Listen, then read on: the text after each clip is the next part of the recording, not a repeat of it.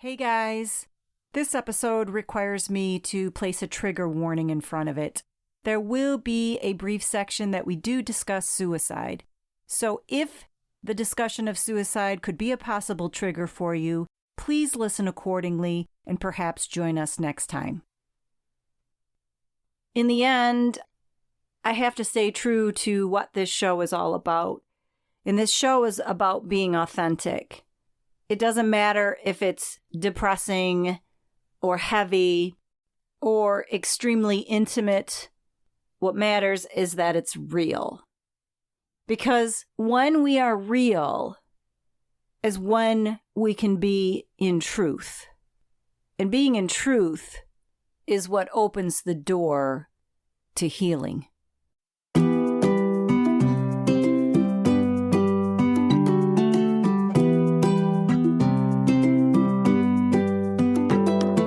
Welcome to The Onion Peel, a show where we get real, raw, and honest about life. It's a space where authenticity lives and hope resides. The Onion Peel is a place where we peel back the layers of our stories and discover the unexpected flavoring that each one brings. Hey guys, I'm your host and semi-crazy Christian, Angela McConnell. I'm a middle-aged mom of 5 with a dead husband, and I've been through some shit in my life. Now, I'm on a mission to bring hope to the world. So join me as we journey through this onion and find hope in the tears. You ready to peel this thing?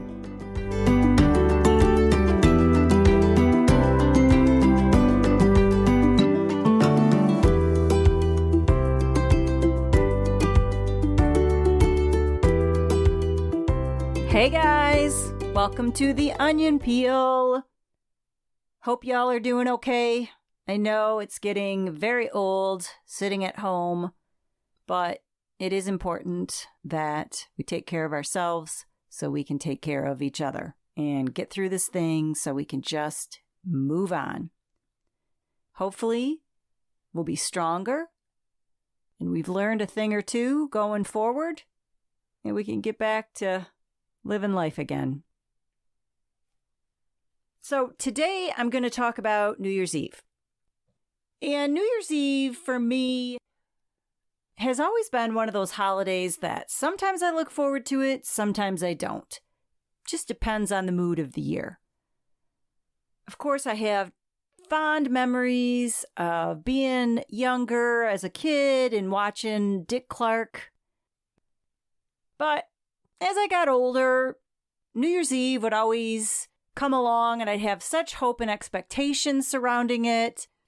Sometimes that was rewarded and it concluded in something grand. And then other times I just felt completely let down. So this particular New Year's Eve obviously was going to be a difficult one. You have this night that is the epitome of what hope represents. It's the granddaddy of good things to come. And you would think that I would want to sit in that, wouldn't you? But I didn't. I didn't want to sit in it at all because I was convinced that there was absolutely nothing good that was going to come out of the next year. Because Don was dead and I had to face the rest of my life without him. And I was leaving the last year that he was alive and entering in to a year that he wasn't going to exist in. The funny thing is that Don loved even numbers and did not like odd numbers. I don't know why that was one of his things, but it just was. I think it has something to do with the fact that he loved numbers because he had a very mathematical mind. So anytime that he would hit a birthday year that was an even number, he always looked forward to it a little bit more. And it just so happened that that would always coincide with whatever new calendar year that we were going into. He was born on an even year. Therefore, on even years, he turned even numbers. So 2014 to him would have been a spectacular year because he would have been turning 58 right at the beginning of the year. His birth date was January 28th. So that man would have been completely surrounded in evenness and would have absolutely been in his glory. And I know that on that New Year's Eve night, if he would have been alive in 2013, he would have made sure to tell me, "It's going to be a good year, honey. It's an even year. It's going to be a good year." And so, of course, all that was going through my head as I'm sitting in this New Year's Eve.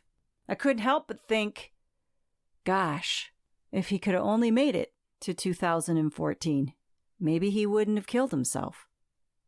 Maybe he would have found hope in the fact that it was an even year. Was it a coincidence that he killed himself when it was an odd birthday year and an odd calendar year? I don't know. It's just where your mind runs to. As silly as it may sound or not sound, you can't help it. Those are just some of the tapes that you play in your head. So there I sat New Year's Eve.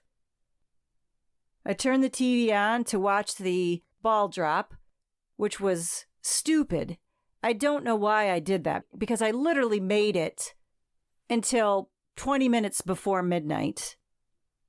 And I go and do a dumb thing to turn on and watch a celebration of what appeared to be the entire universe of the human existence and see everyone laughing, smiling, blowing their horns. Oh my gosh. It was like somebody just stabbed me with a knife. I just looked at the TV and I was like, what in the hell are you people so excited about? Don't you know that Don's gone? Don't you know that my kids don't have a dad? Don't you know that my heart is smashed into so many pieces it'll never be repaired? How could you possibly believe that there's anything good about the new year coming? Oh my gosh, I was so jealous. I was so green with envy. I just wanted my life to be like it had been 6 months before, when I was happy in my perfect little life. But no, that wasn't my reality. So, after I watched that ball drop and stood in the place of 2014, I just crumbled. I went into my room and I just kind of sat in my pit of despair. So I decided that instead of me telling you what those next many moments were that I experienced, I'd just let you hear them firsthand. I'm going to play for you part of my voice memo that I recorded that night. It is a little rambly and disjointed, but that's kind of how we usually are when we are in a tremendous amount of angst and pain. I debated whether I should share this because it's about as raw as you can get. It may not be easy to listen to. It's extremely personal. It's not very uplifting. And it's not easy for me to share. But in the end, I have to stay true to what this show is all about. And this show is about being authentic. It doesn't matter if it's depressing or heavy or extremely intimate. What matters is that it's real. Because when we are real is when we can be in truth. And being in truth is what opens the door to healing.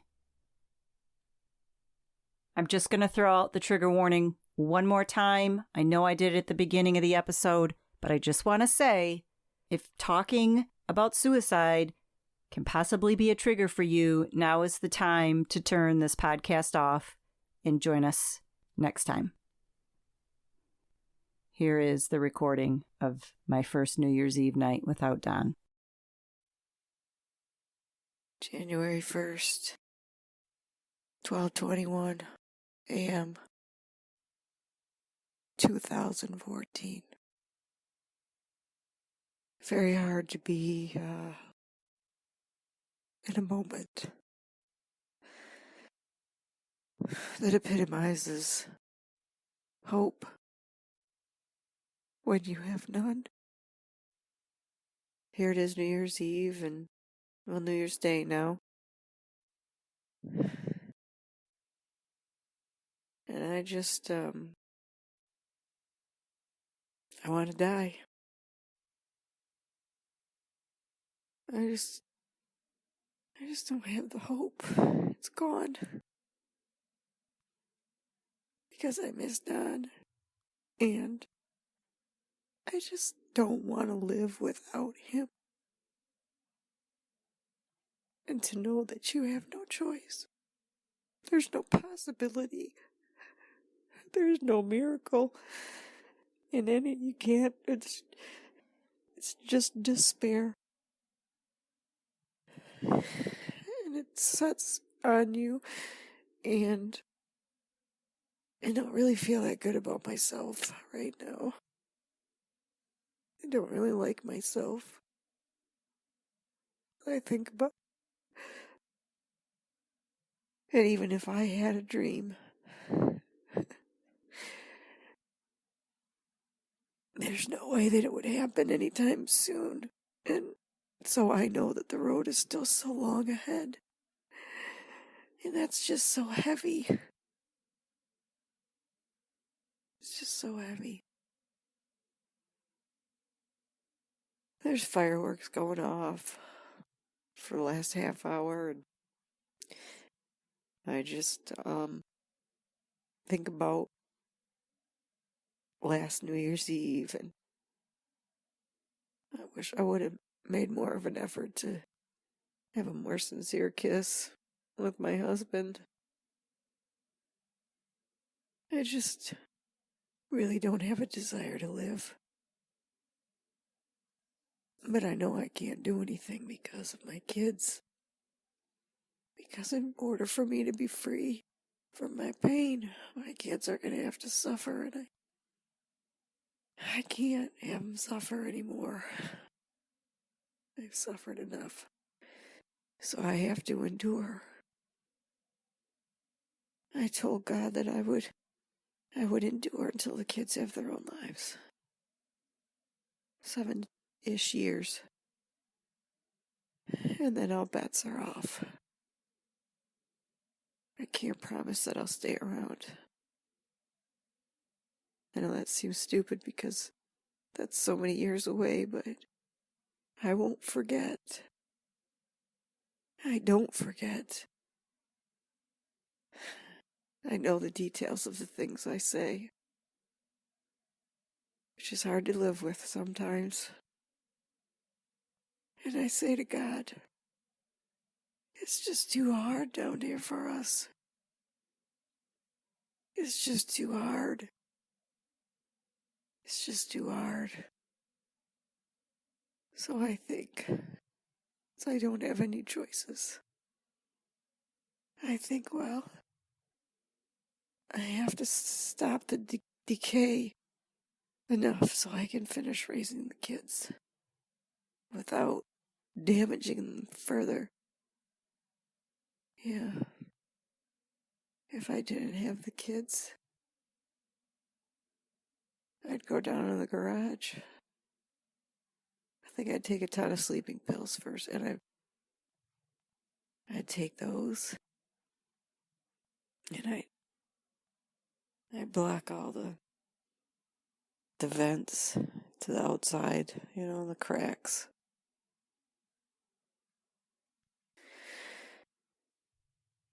And I'd turn the car on, and I'd turn my heated seat on,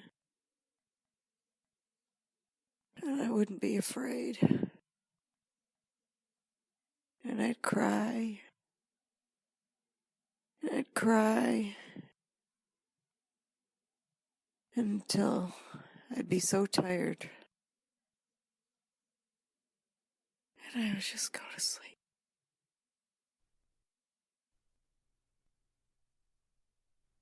Whew. There you have it. It's hard for me to even listen to that, but I'm so glad that I recorded so much of my journey, because hearing my voice, hearing my exhaustion, hearing my grief helps me to realize even now how far I've come. And isn't it interesting that I talk about 7-ish years and all bets are off?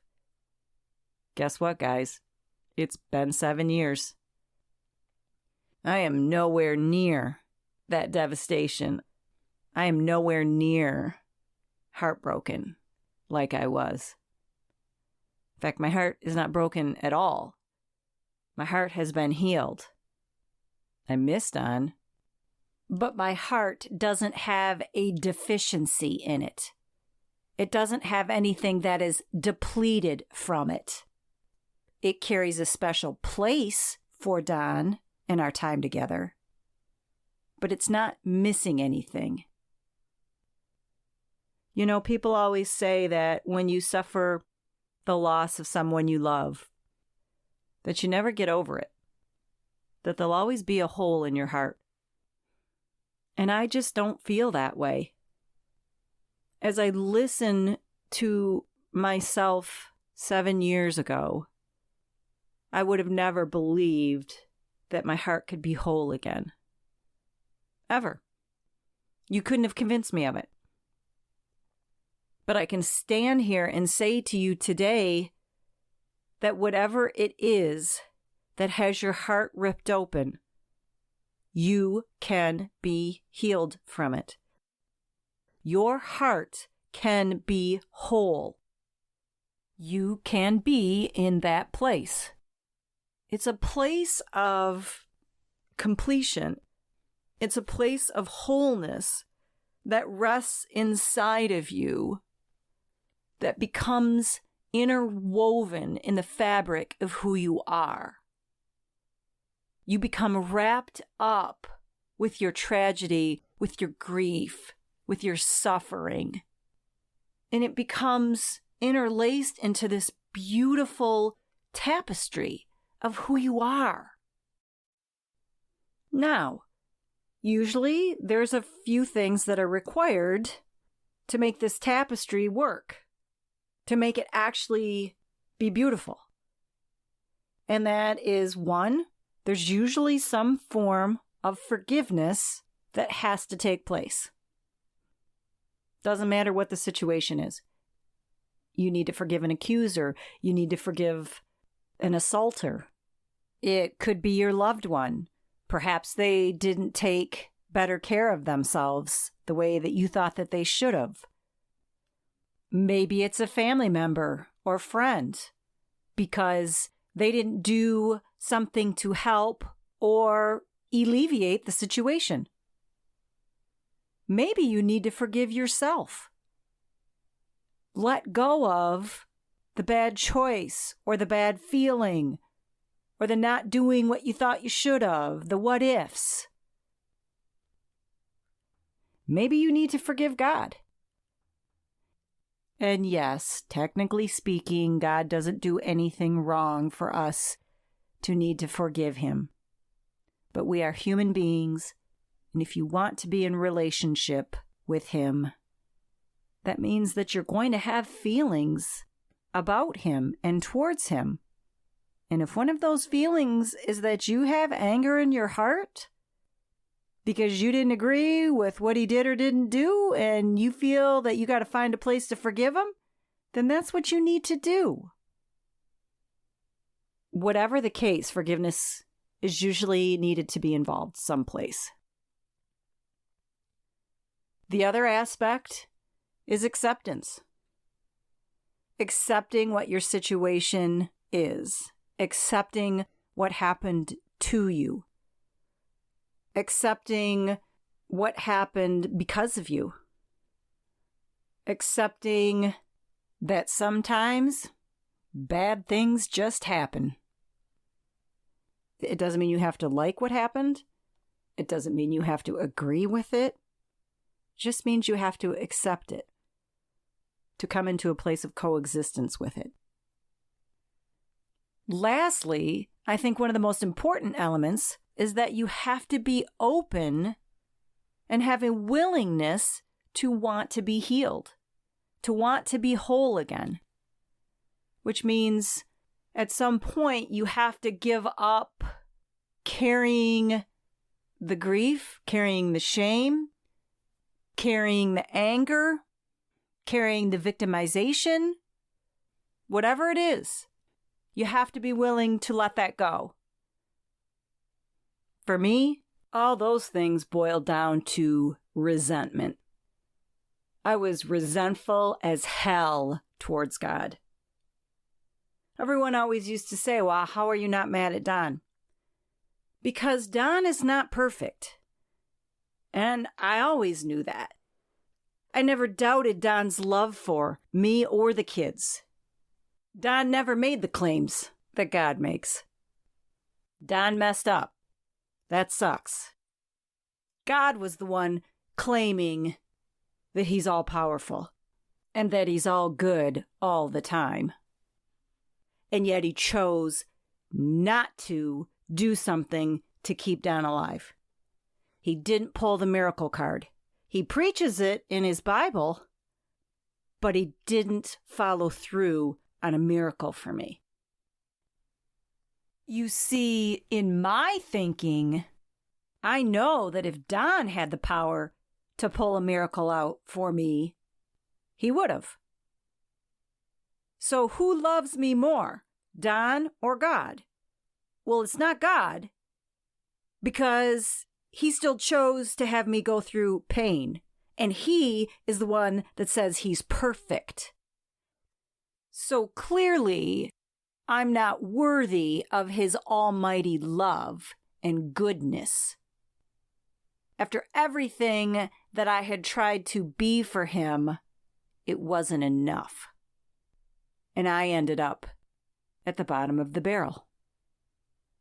And I was so incredibly resentful about that. So I had to be willing to take all that and throw it at him. And that's part of, for me, where I challenged God and said, okay, you say you're all that in a bag of chips? Well, let's see it, boo-boo.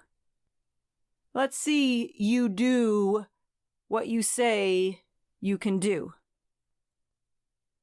Yep, my approach was spiteful, and I was blatantly challenging him, because that's my feisty personality, and that's how I roll. But it was still an open door for God to come in and make me whole.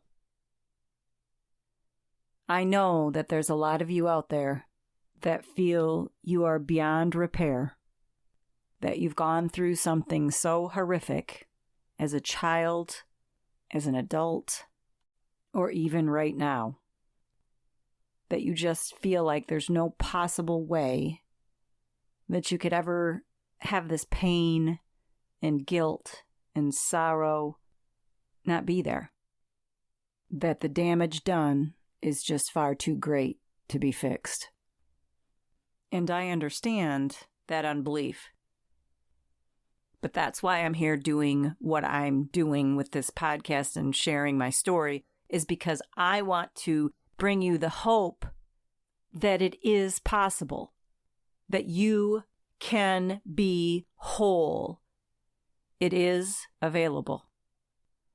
Look, God wants to complete you and make you healed and whole, but he has to have a willing heart. I mean, come on, look at my messed up heart and how I talk to him. And he still chose to show up and fix all the mess inside. So be open to letting God come in and work his wonder. So what was it that allowed me to make it through that first New Year's Eve night? Was it God's wonder? Maybe. Maybe it was that I simply just cried myself to sleep. Sometimes the hope isn't that grand. Sometimes you just exhaust yourself and need some rest. And then you wake up and it's a new day. And that's the hope in this story, is that I made it through that night.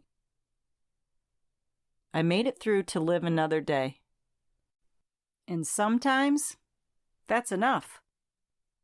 It's enough to live another day, to feel the sun on my face or the rain against the window. To live another day to enjoy a hot bath or a bowl of ice cream. To live another day to hug my kids. To live another day to be a grandma someday. To live another day to find new love.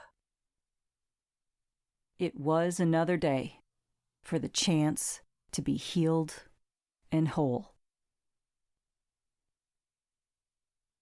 Well, guys, it's that time to put this onion back in the bin until we talk again. Stay strong. Know you're not alone. Remember there's hope. And take care of yourselves so you can stay healthy during this crazy time. Also, I'm on YouTube now, so if you prefer to listen to the podcast that way, you can subscribe there. You know, I always appreciate any likes, follows, and shares. They mean so much to me. It's how we partner together to spread this mission of hope. I hope y'all have an awesome day. Stay amazing, and we'll talk another day.